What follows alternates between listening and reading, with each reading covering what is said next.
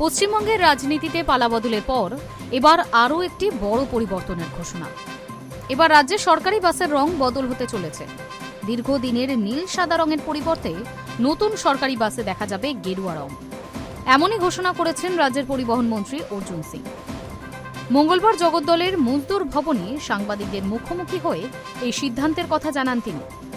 মন্ত্রীর বক্তব্য, আমরা রাষ্ট্রবাদী, গেরুয়া ত্যাগের প্রতীক, তাই নতুন সরকারি বাসগুলো গেরুয়া রং করা হবে। আর এই ঘোষণা হওয়ার পর থেকেই রাজনৈতিক মহলে শুরু হয়েছে জোর আলোচনা।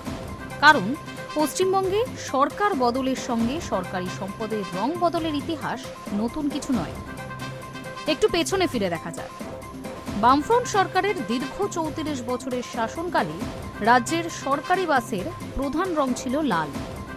শুধু কলকাতার শহুরে বাস নয়, দূরপাল্লার সরকারি বাসেও লাল রঙের ব্যবহার ছিল চোখে পড়ার মতোই।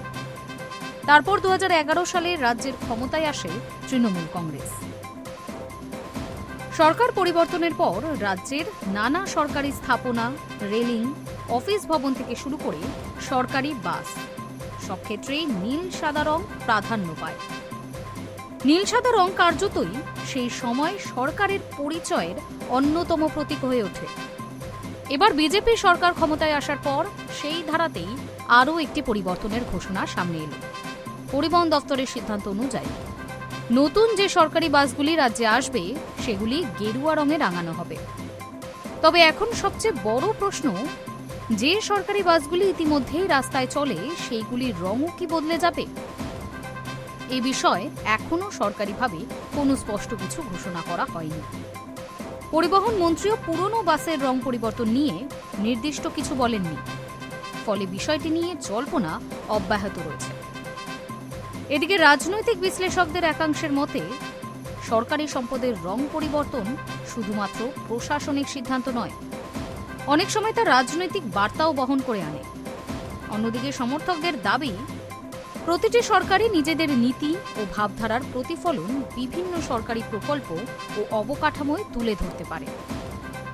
অবশ্য বিরোধী শিবিরের তরফে এই সিদ্ধান্ত নিয়ে সমালোচনাও শুরু হয়েছে।